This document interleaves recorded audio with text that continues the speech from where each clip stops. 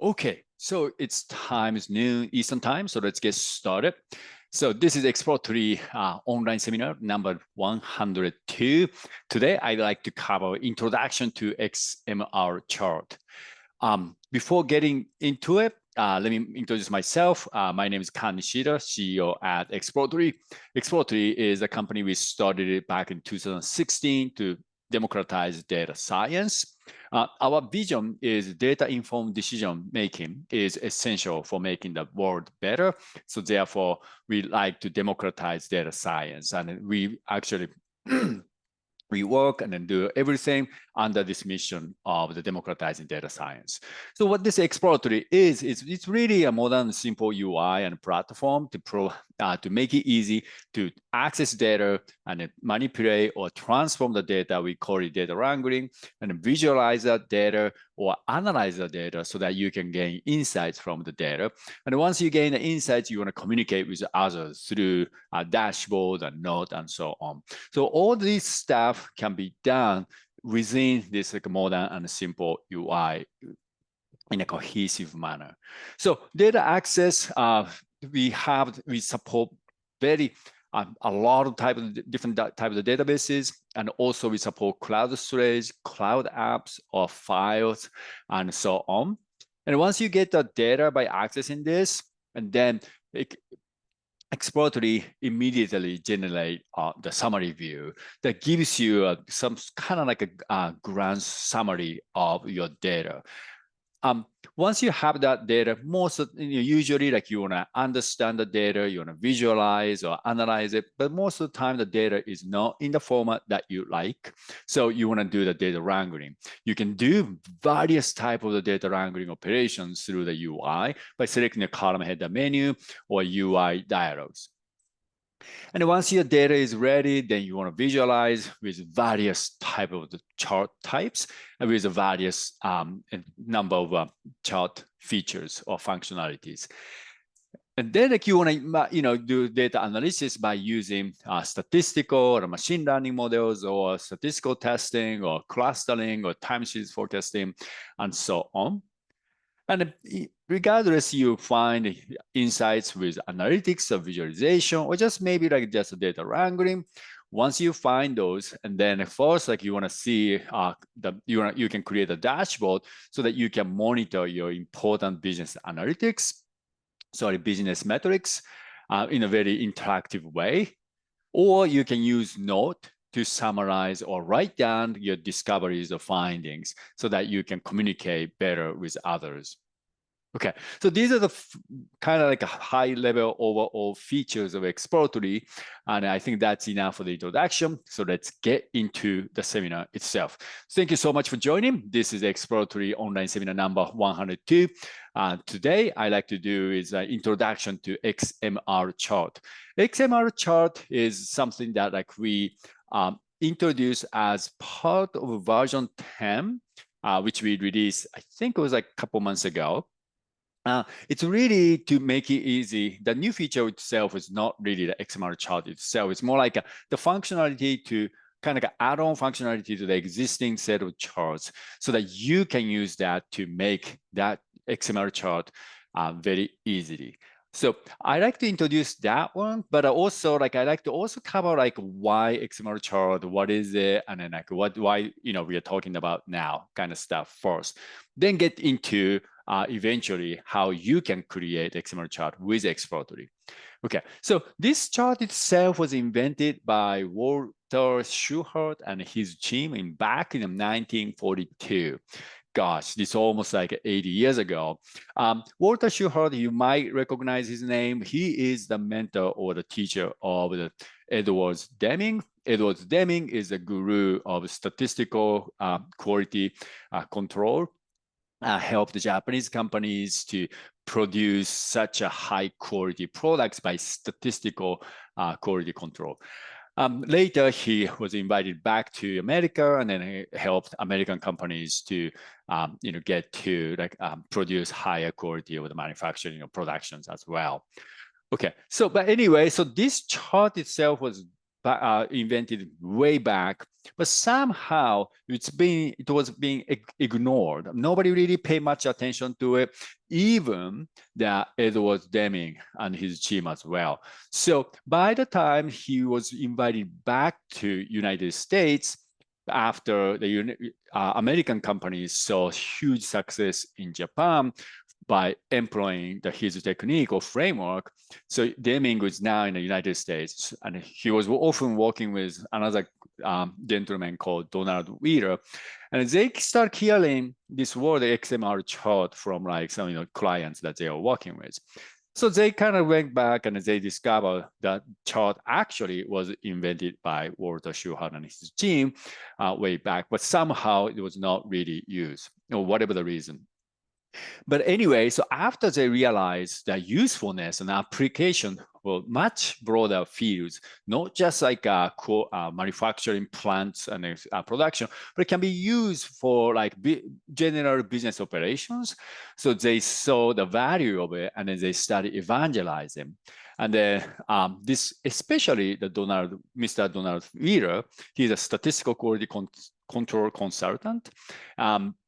He worked for the long years with Edward Deming to help customers and in a global, mainly United States, but also other countries as well, to improve their businesses by using the data and this XmR chart.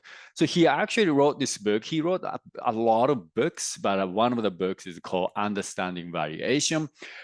This book basically summarizes or talks all you need to know about the XmR chart that I am going to talk about.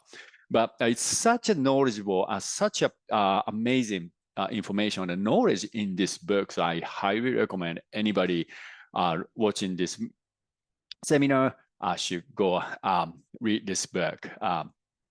Anyway, so going back to the XmR chart. So like, why XmR chart? Why we are talking about this, and why this is important for you to use, analyze your data. So Edward Deming once said, the essence of doing business is making predictions, and predictions require knowledge. So you in the present, and then you take some action, and obviously you get some result, right? So that totally that can make sense. But that result will come in the future. So you need to know like what the action you take is cause and what kind of result it's going to cause, right? And most of the time, people don't really think about it, just take actions and hope for the best.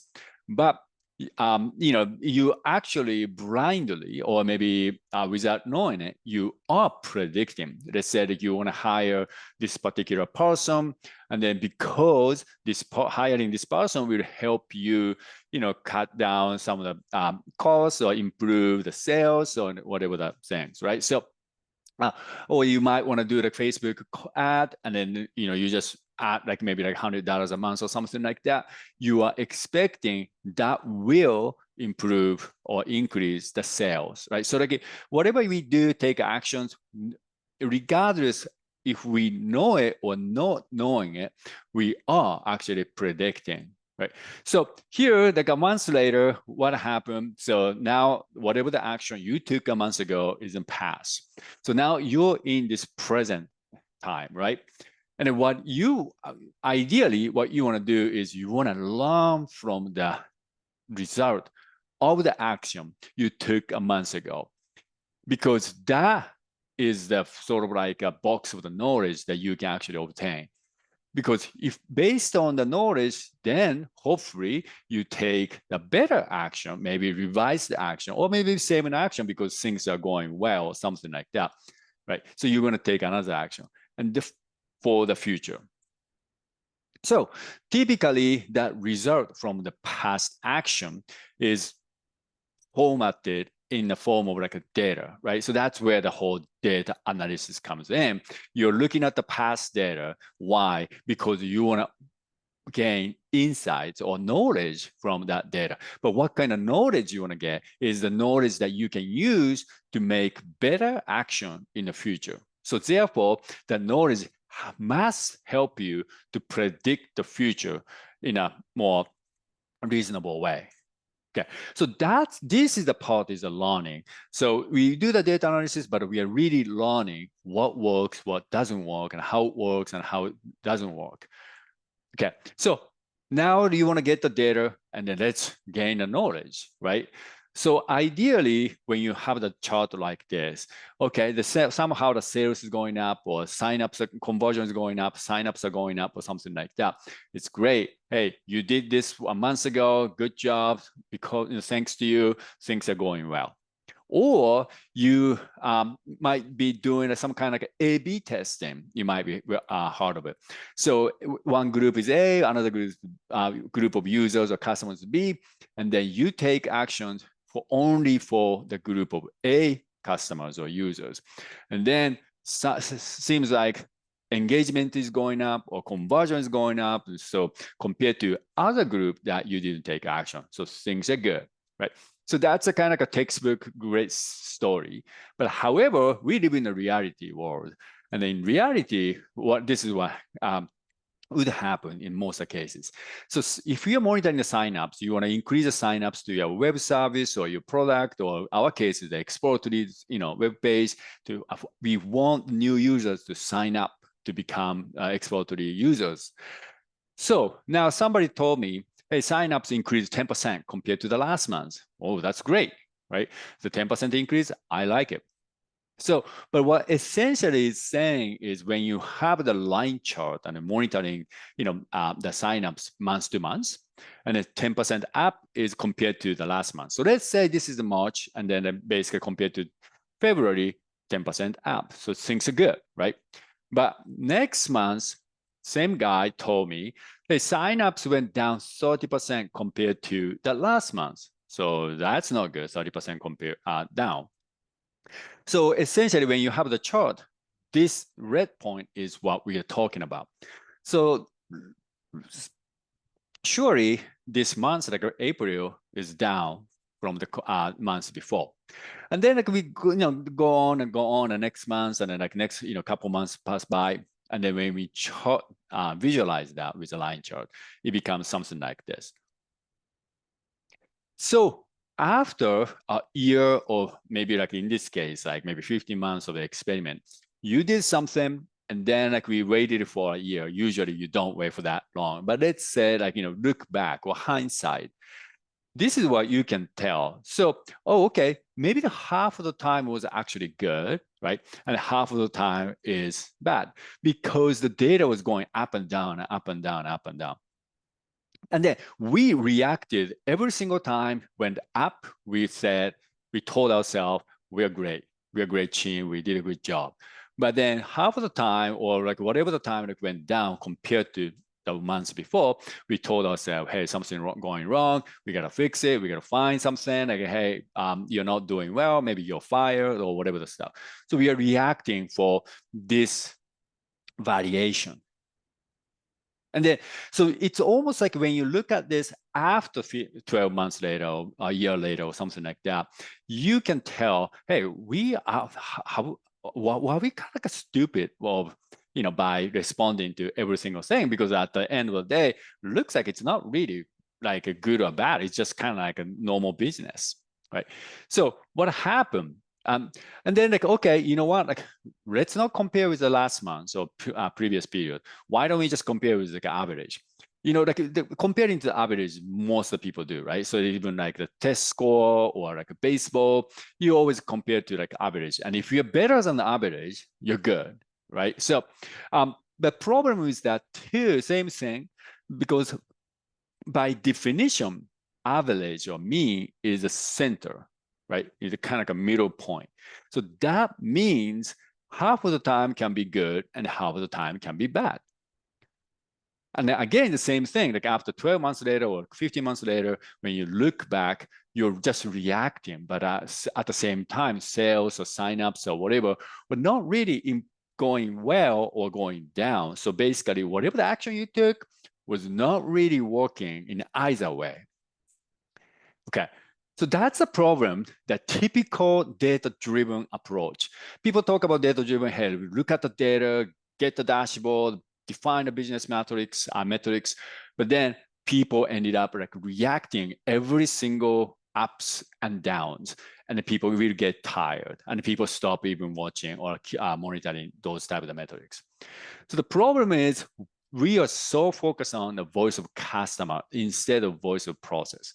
So what is voice of customers? Voice of customer, the word might confuse you, but it essentially means is a target or goal. Somebody said like, maybe like this customer can be like literally customer, or like maybe your boss or, your senior management, or maybe like your vendors or third party or whatever, somebody or more like a human define the numbers. Okay, so the budget can be the voice of customer, or define metrics can be voice of customer, or maybe you're working with the customers and you have the agreement of like you're going to keep this incident rate less than 1% or something like that. So that can be the voice of customer. Maybe your boss said, hey, you gotta hit this like conversion rate of like 70%. That can be the voice of customer. So what's happening here is like you have the input, which maybe, let's say, like you're going to put like a advertisement on Facebook or Google or something like that. And then like, you expect some kind of output, which is increase the sales, increase, maybe like a page, website visitors or something like that. And then you evaluate that your output with something. Like we saw like last month's, number, or maybe target, or like average or goal or something like that. So these are all considered a voice of customer. Okay, so we basically, as long as you care about, pay attention to this voice of customer type metrics, and then like you ended up like wasting a lot of time, like we just saw, right? So what we have to do is the focus on or pay attention to the process, because when you have an input, then there gotta be some kind of process to take that input and then produce the output, right? So let's say like whatever the input, like you write a blog post, and then the blog post will cause makes some people read, and then like whatever what percentage of the people who read your blog post will come to your website, and then will come to the website, and then they look at the website, and then if they think there's a valuable information there, or valuable service or product, if they're convinced, then they're going to sign up. And then that's going to be the output, right? So like whatever the process between the input and the output. So that means we are really focusing on what we can do as a process. So before the output is something that's defined by somebody else, like a customer or your boss or something like that. But process is something what you can actually do. Maybe you might want to write a better article or blog post. You want to change the title and copy and so on. Or maybe like you want to put like an advertisement on Facebook, but not just put in an advertisement. Maybe like you can do targeting advertisement to particular cluster or section of customers, or maybe change the image or something like that. That's something you can do, right? So like, what's happening in that process? Can we focus on that on this process? That's really the XmR chart is going to help for you. So what this XmR chart is really, it will tell you when there is a change in the process, the change that you need to pay attention to. And that means that we call the signal. So this chart can help you separate the signal from the noise. The signal, we call it special variation, or noise, like routine variation. So if you look at the chart, same chart, right? So it's like a line chart going ups and downs. But XmR chart has this some reference line type horizontal lines, okay? And the center is the mean or the average. So that part is the same. So like it looks like it's comparing to the mean, but it's not. It's basically based on this mean line, and then we set something called control limit. So this is like a kind of like a zone. And then we are monitoring if that any data points go beyond that, this like kind of a band or a zone. So what that means, right now, I'm going to explain more detail on how we draw these lines, but we can see here is the upper lines, like a red straight horizontal line at the top, and also at the bottom. So these are called control limit area. So as long as whatever the data points stay inside this zone or band, then it's called routine variation, which means, hey, that kind of variation is something that it's expected. So you don't need to take any action, meaning you don't have to be worried. You don't have to blame somebody. You don't have to be too excited about it. That's just matter of life, okay? Because the data always vary in this world. However, if you see some data points go beyond that zone, then or limit area, that's something special.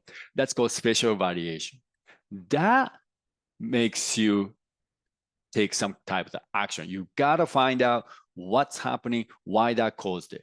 Maybe you did some action. Maybe like, hey, you know what? Yeah, we started this advertisement on this particular platform, or hey, like we wrote this blog post, and then that blog post like got viral, so that's why we got a bunch of signups. Oh, who knows? Or maybe like something that you don't know. So that's the case. Maybe, but there usually gotta be the reason. Maybe it's, them school years or new students came, and then all of a sudden the teacher told the students to sign up or something like that.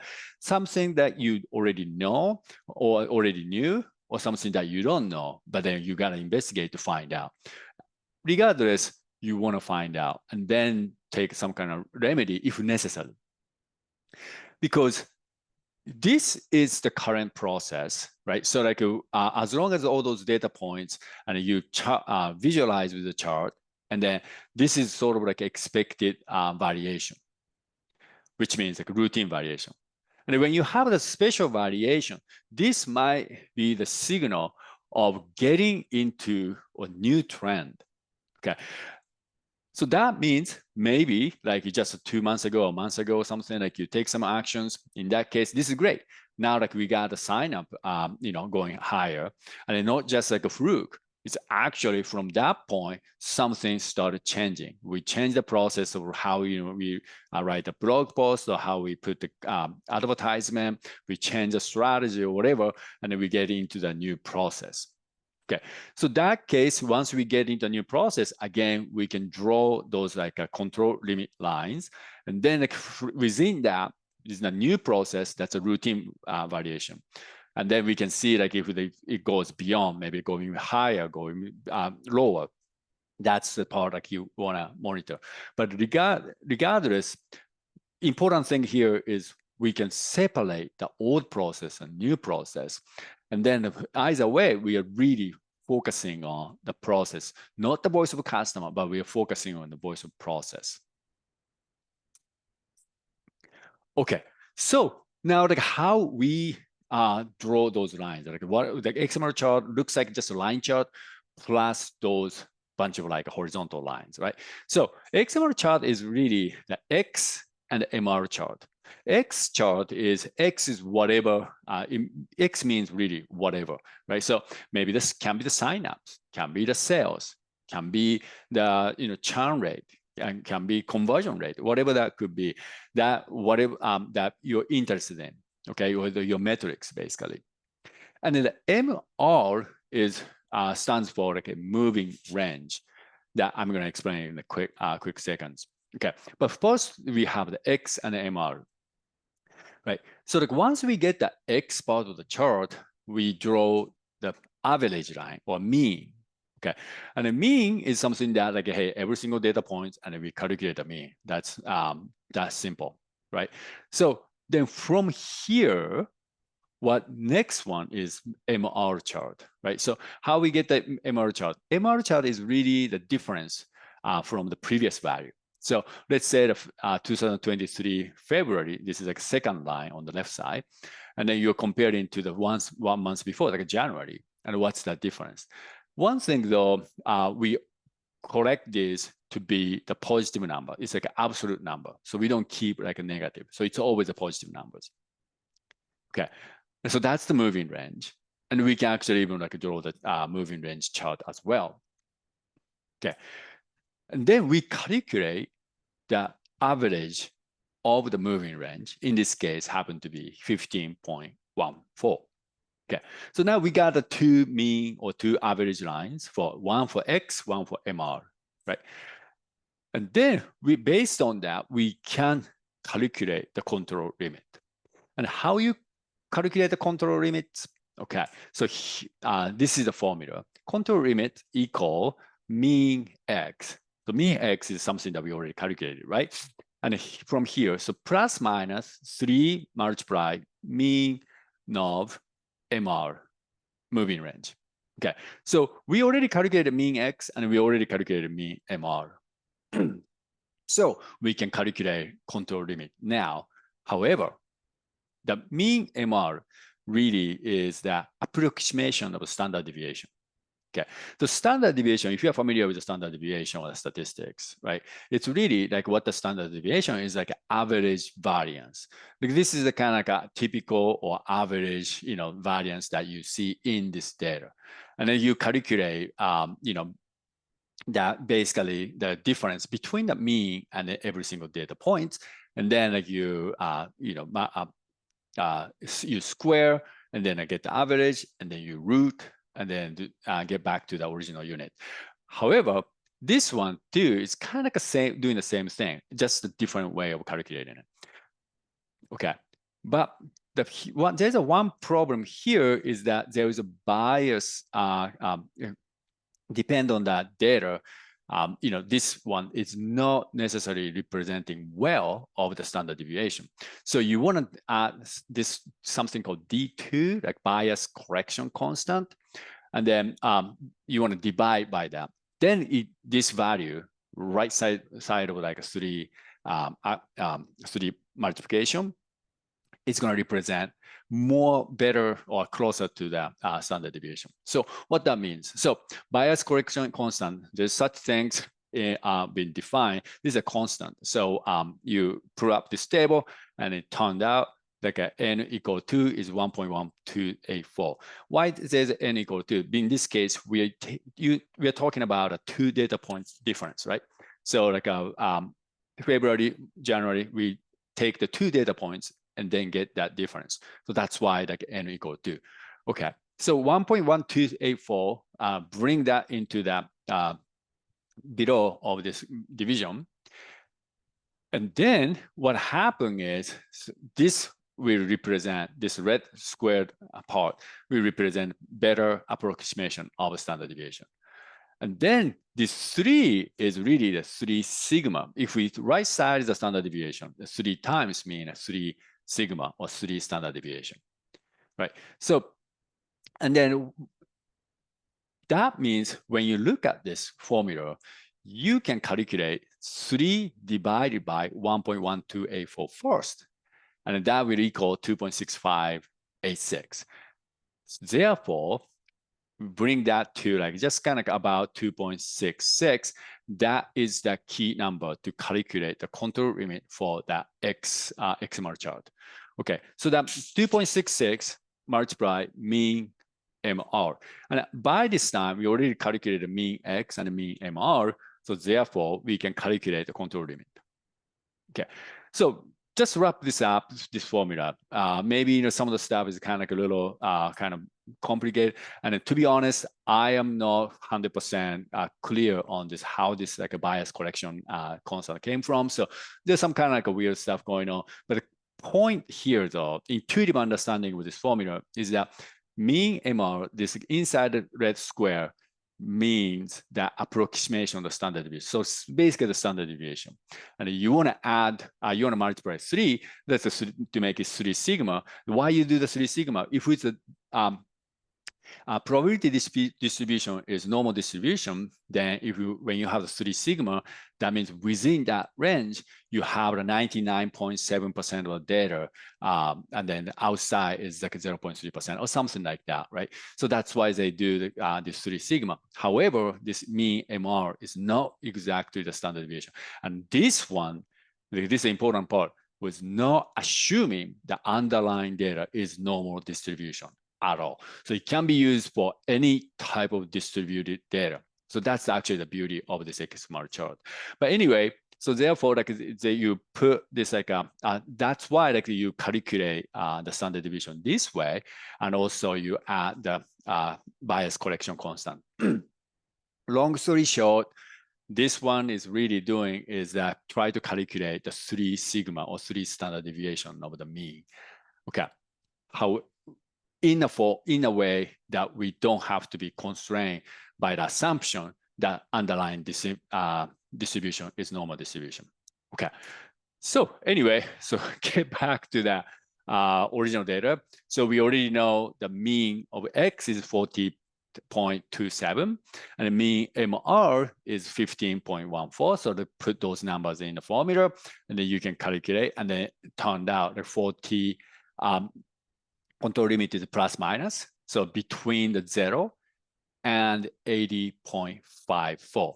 And those two numbers come here. Okay. In this case, happen to be the lower limit is 0, but some, most of the time, lower limit can be like more like 5 or 10 or something, whatever the regular numbers. This time it's 0. Okay. So that's the X control limit for the X. Now, how about the moving range? To be honest, the moving range, you don't really have to create it. You don't really have to look at it. I think it's most of the time, like it's good enough to just focus on the X. Moving range is more like you use to calculate the control limit for the X. And also sometimes, for example, people like Donald Wheeler said that just to get the MR with whatever the software you use to see that you're getting the right control limit or something. So, but anyway, just for the your knowledge, the control moving range also you can calculate the upper and the lower control limit, and then the constant is 3.269 instead of 2.64 x. Okay. Anyway, so with that, let's see how you can create XmR chart with exploratory. So I'm going to switch to exploratory here, and then I have this data. Okay, so here starting from 2023 January to 2024 October. It's almost like 2 years, and this a little bit too long data, but anyway. And then we have like a sign up numbers, so 40 people signed up in January and 30 people in the next month and so on. Okay, and then let's go to the chart, and I'm gonna hide the left-hand side. And then let's select the line chart. And I'm gonna just draw the, the movement of the sign up first. And then this is monthly data, so I'm gonna change that to month. And the y-axis, I'm gonna use that sign up A, okay.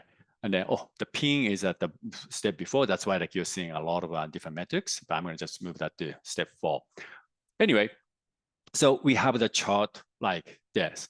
And by looking at this, obviously, hey, something starts changing here. Like some kind of like, looks like something happened in this month, and then we got way more signups. And after that, it goes up and downs, but looks like it stays in the kind of up higher end of the numbers, right? But however, so how we can bring in the XmR chart concept in here? So what you can do is y-axis menu. You want to use a reference line.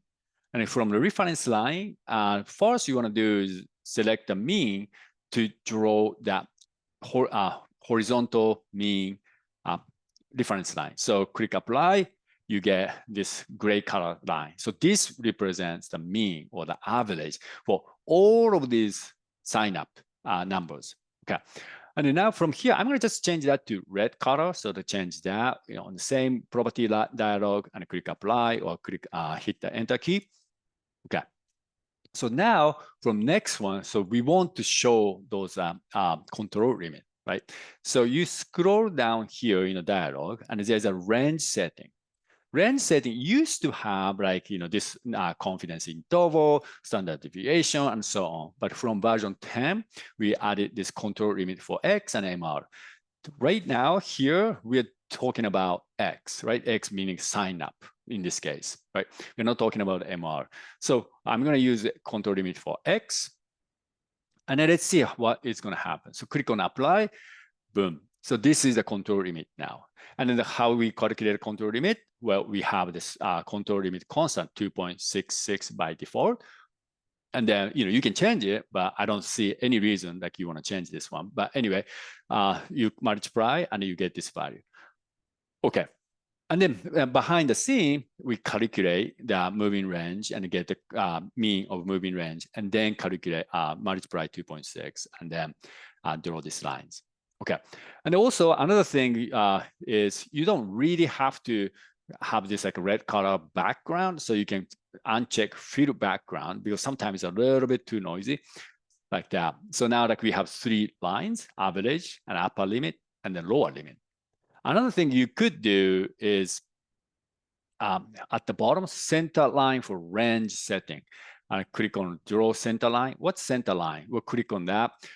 Center line is the center between the average and upper limit, or the between center, like a mean and then lower limit. And this actually means something later, So I'm going to explain that a little bit later. For now, don't worry about it too much. Okay. So the important thing at this point is the center. This is like a mean and the upper limit and the lower limit. So from here, what we can say is that looking at this, we don't have to pay attention to, worried about too much. Hey, this one's going up, but this is expected. So it's just a regular routine variation.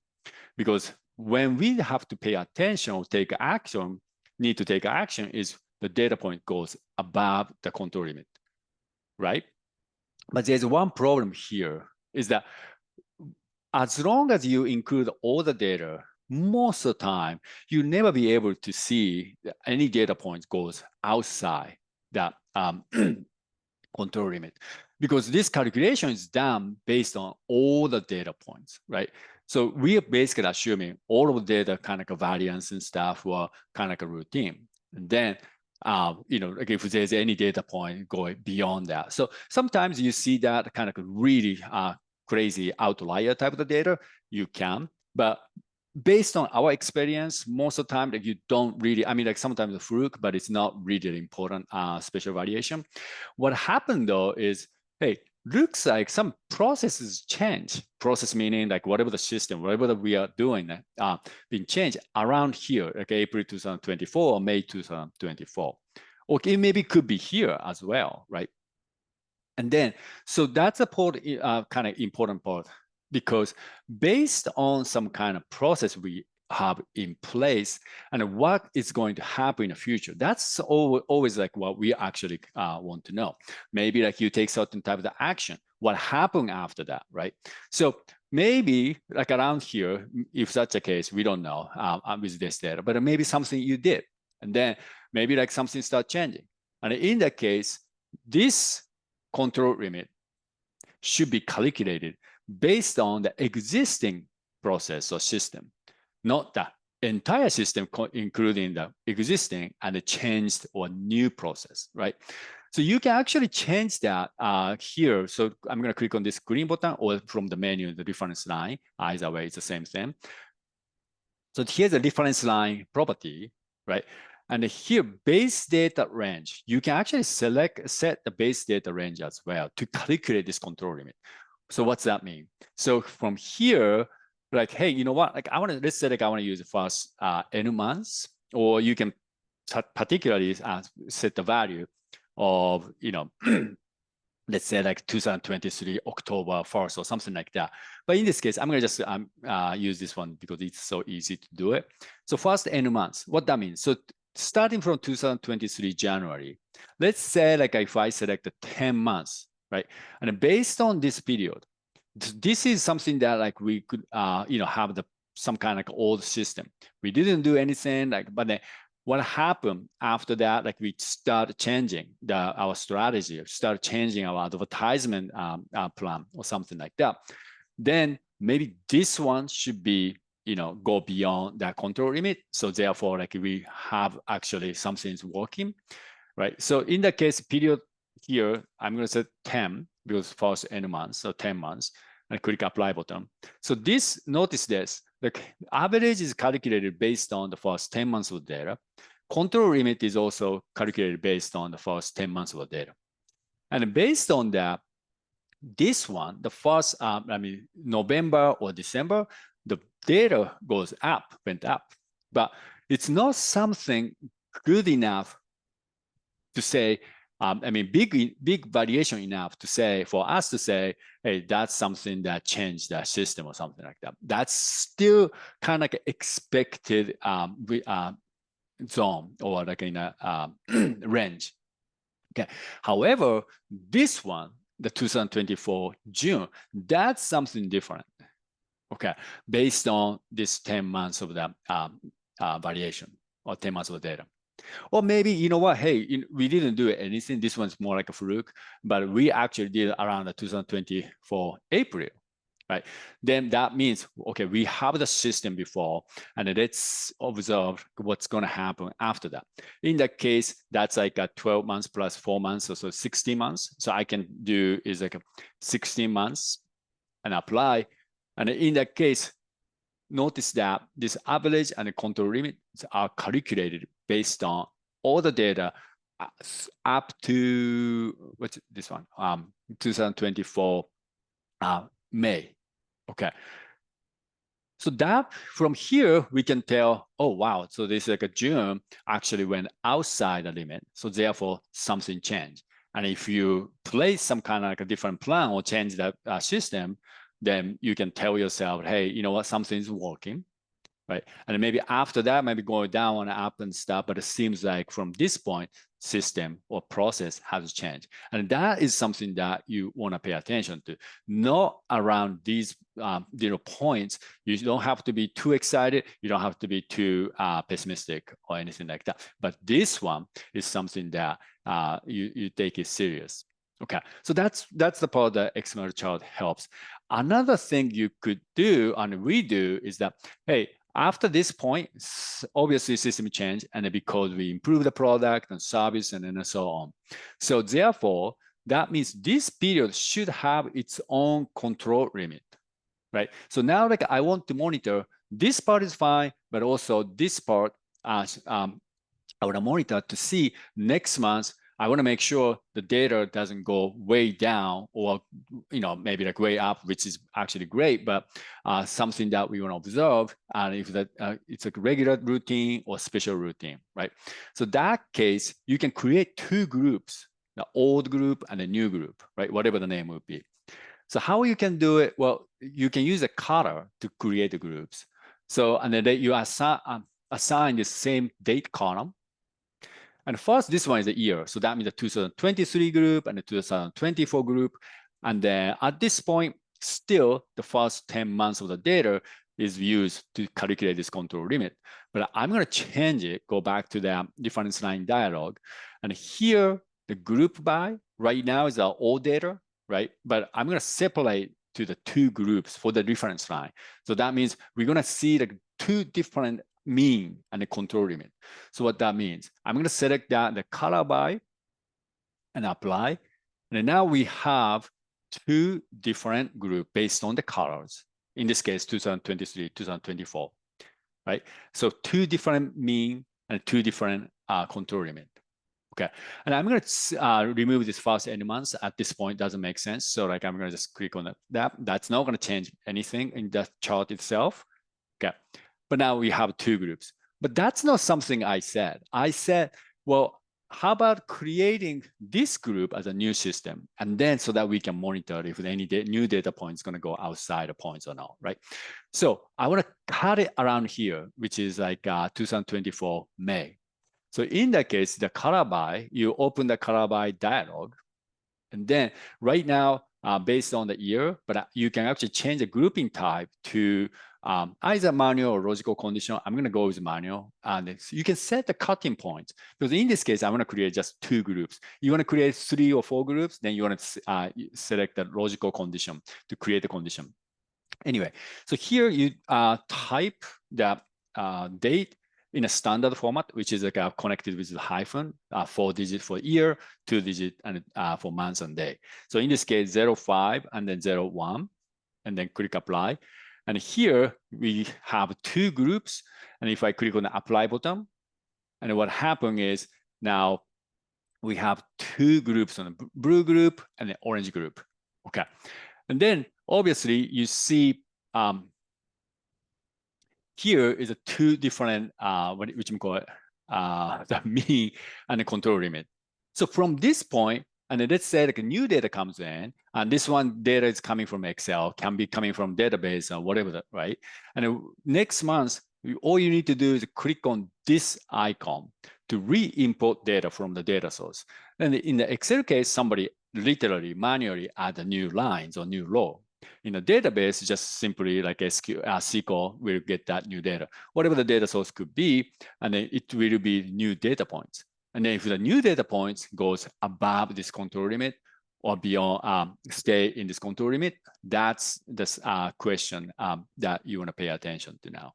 Okay, so anyway, so you can create the XmR chart, and then you key thing is what is the base period that you actually using to calculate the control limit. And then depends on that, the control limit range is going to be different. And also when you have the new system or new process now, then you want to separate so that you can have like a new control limit range to use to monitor your data movements. Okay. All right. So that's how you can create XmR chart.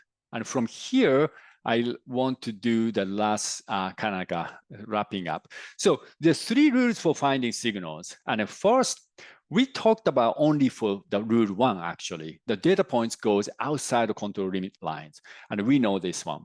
But there are actually two more rules.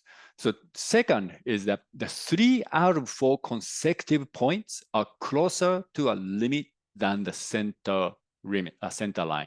So this is why this center line becomes important. Okay, so center line is between the center point, the middle point between the mean and the upper, or mean and then the lower.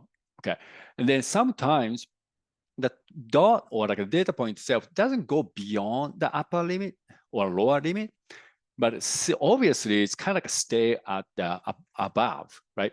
And then when you have like a 4 consecutive data points and out of that, like 3 are kind of closer to the upper limits, that means system has been changed or the process has been changed.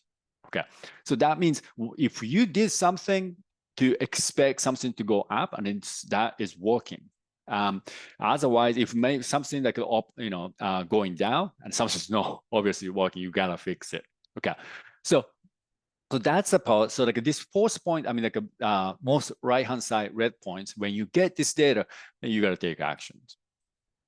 Okay, and then number 3, under rule 3 is 8 consecutive points are above or below the mean line.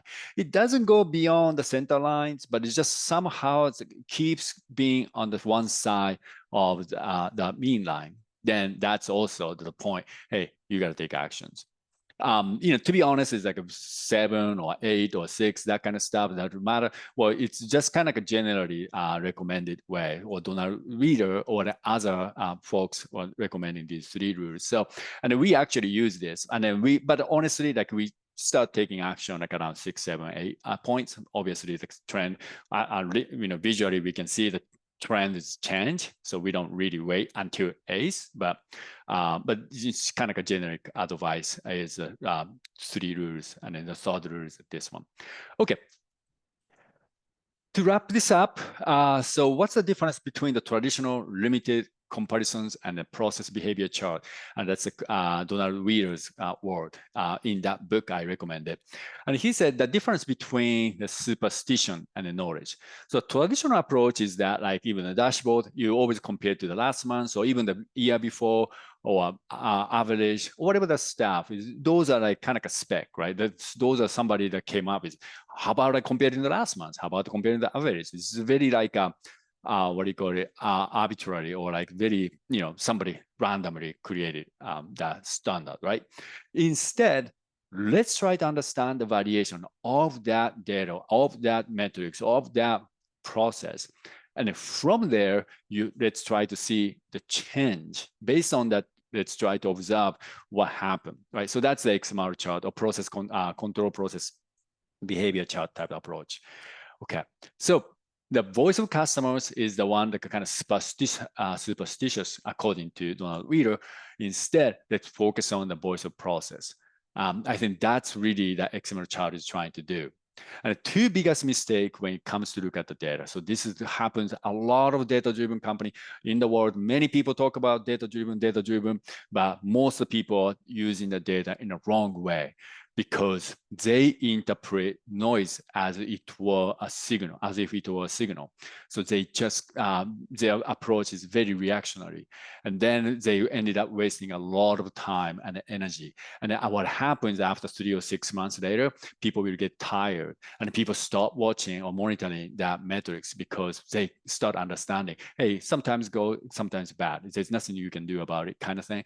Once you have that, then you rotate your organizations, right? So that's something that you don't want to do, obviously. But the second is also important, the failing to detect the signal when it is present. Because you get, again, by the number one, right? So you get so used to that variation. And you start saying like, oh, you know what, doesn't matter. It just always goes ups and downs, right? And then easy signal is maybe like even the stock price too, right? So it's like, hey, you know what, don't worry about it. But sometimes there is a signal that you want to pay attention. And how you can separate those signal and noise is the XmR chart. And by understanding this routine variation, which doesn't need to take any action, and a special variation, which require the action to find out why. And that's really the key of any data analysis, not even analysis. If you want to monitor the metrics, at least you need to understand the difference between a special variation and routine variation.